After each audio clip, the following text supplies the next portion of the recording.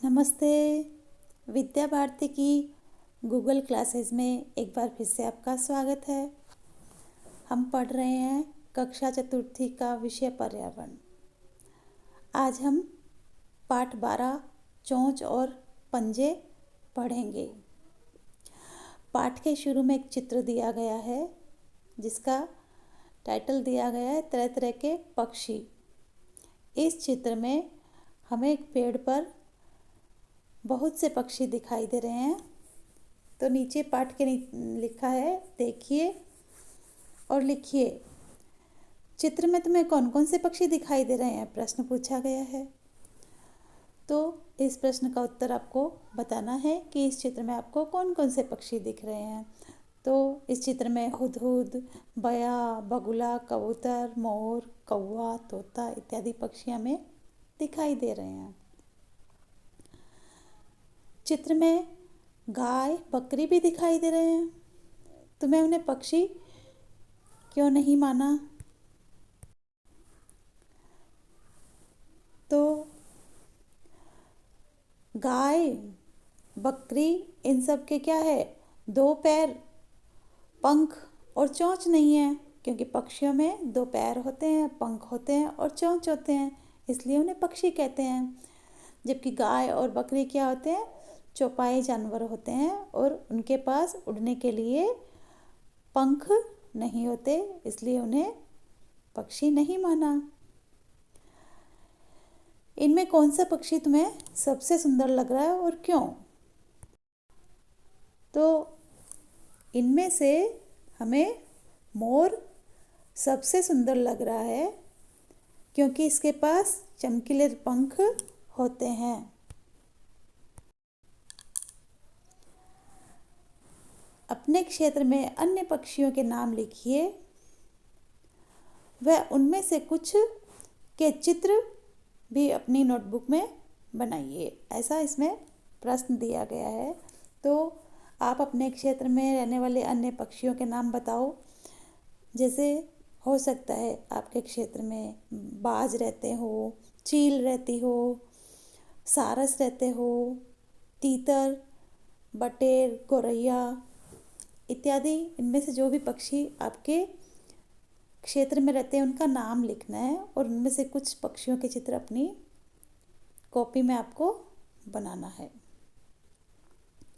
कक्षा में साथियों के साथ गोल घेरे में बैठ जाइए और अपने आप को कोई एक पक्षी मानकर उसकी आवाज़ निकालिए और बताइए कि वह क्या क्या खाता है। तो यह आप लोग को प्रैक्टिकल कार्य है, यह प्रायोगिक कार्य आपको कक्षा में बैठकर करना है। जैसे आप गोल घेरा बनाकर बैठ गए और फिर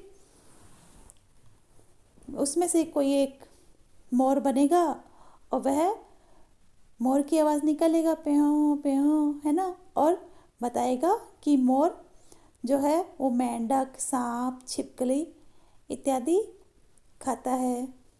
दूसरा छात्र गौरैया बन सकता है, जो गौरैया की आवाज़ निकालेगा, ची ची ची, है ना, और बताएगा कि गौरैया कीड़े मकोड़े व दाने खाती है। एक भैया हो सकता है कौवे की आवाज़ निकाले, काँव काँव, और बताए कि कौवा क्या क्या खाता है। कीड़े मकोड़े, दाने और मांस इत्यादि कौवा खाता है।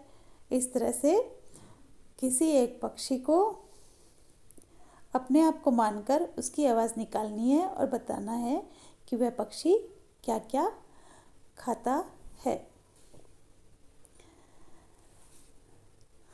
और राजस्थान के कुछ पक्षियों के बारे में जानें कि राजस्थान में और कौन कौन से पक्षी रहते हैं। तो सबसे पहले है हुदहुद। यह है हुदहुद नाम का पक्षी। यह बादामी रंग का होता है और पूंछ और पंखों पर कैसी होती है, इसके ऊपर काली धारियाँ होती है, सिर पर कलगी होती है और उड़ान भरते वक्त यह कलगी खुलती है, वरना इस तरह से ये कलगी बंद रहती है। यानी उड़ान शुरू करते समय और उतरते समय कलगी फूल की तरह खुल जाती है और लंबी व घुमावदार चोंच होती है, जिसकी सहायता से ये क्या करते हैं, ज़मीन के अंदर से कीड़े मकोड़े निकालकर ये खाते हैं। इस तरह से यह खेती के लिए लाभदायक हैं। अब आगे है पाठ में बया। क्या आपने बया को देखा है? बया पक्षी है ये।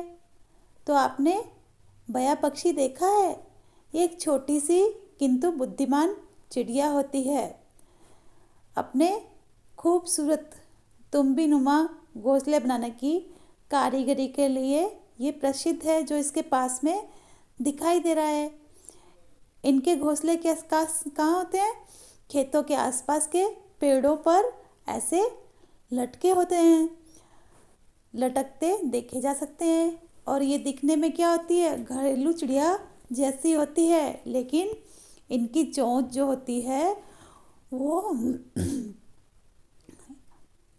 मोटी और पूंछ छोटी होती है। ये मोटी पत्तों वाली घास को चीर चीर कर पतले धागे नुमा तंतु निकालती है। इस तार से अपना घोंसला तैयार करती है और खेतीहर जमीन के आसपास झुंडों में रहती है और खूब शोर मचाती है। यह समूह में कभी कभी अनाज की पकी फसलों को चट कर देती है। आगे है गोडावण। गोडावण जैसा कि ये चित्र में दिखाया गया है इस तरह का होता है। यह पक्षी वजनी पक्षियों में से एक है। यह अपने बड़े आकार के कारण शुतुरमुर्ग के जैसा दिखाई देता है। इसके सिर पर काला रंग होता है और राजस्थान के थार के मरुस्थल में इसकी संख्या दुनिया में सबसे ज़्यादा पाई जाती है। ये घास में रहना पसंद करता है।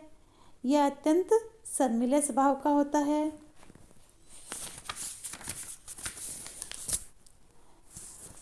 यह अपने शर्मीले पक्षी और सोन चिड़िया के नाम से भी जाना जाता है। इसके अन्य नाम ग्रेट इंडियन बस्टर्ड, सोन चिड़िया इत्यादि है। यह कीड़े मकोड़े खाता है और अनाज खाता है।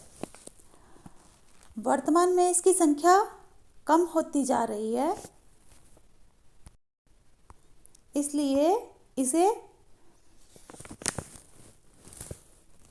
वर्तमान में इसकी संख्या कम होती जा रही है। इस प्रजाति को बचाने के लिए सन 1981 में राजस्थान का राज्य पक्षी घोषित किया और भारत सरकार ने इसकी डाक टिकट भी बनाई। सोचिए और बताइए।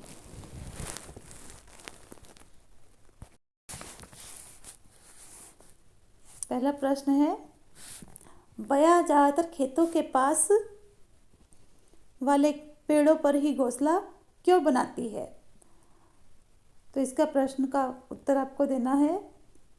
इसका उत्तर यह हो सकता है कि बया अधिकतर अनाज के दाने खाती है जो इन खेतों से उसे आसानी से मिल जाते हैं, इसलिए यह खेतों के आसपास वाले पेड़ों पर अपना घोंसला बनाती है। प्रश्न 2, हुदहुद खेतों के लिए लाभदायक क्यों है? उत्तर, यह जमीन के अंदर मिलने वाले कीड़े मकोड़ों को जमीन खोदकर निकालती है, जिससे क्या होता है, जमीन पोली हो जाती है। यह फसल के लिए हानिकारक कीड़ों को खा जाती है, इसलिए भी हुदहुद खेतों के लिए लाभदायक है।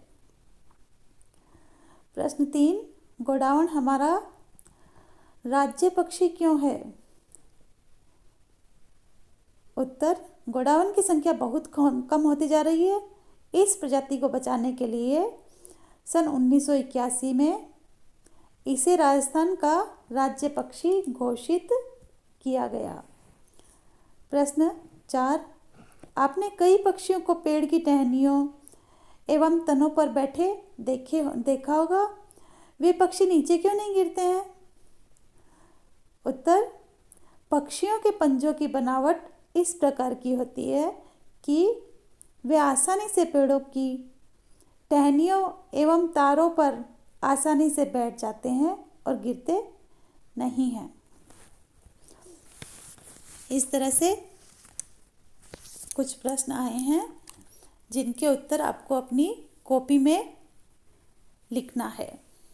आगे है, पता कीजिए और लिखिए। हमारा राज्य पक्षी गोडावण है। हमारा राष्ट्रीय पक्षी कौन सा है? तो इसका उत्तर होगा हमारा राष्ट्रीय पक्षी मोर है।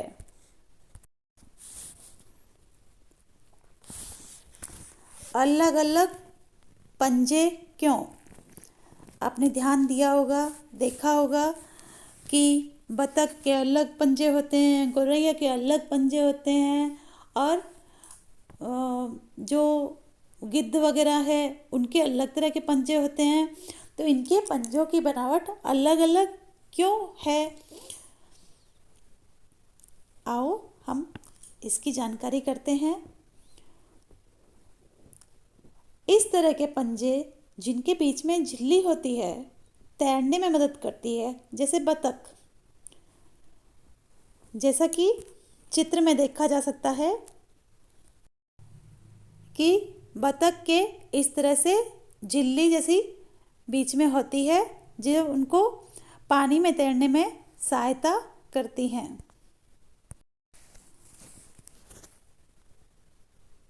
इस तरह के पंजे जिनके आगे फैली 3 अंगुलियां और पीछे 1 अंगुली होती है, ये टहनियों पर बैठने में मदद करती है, जैसे गौरैया के पंजे।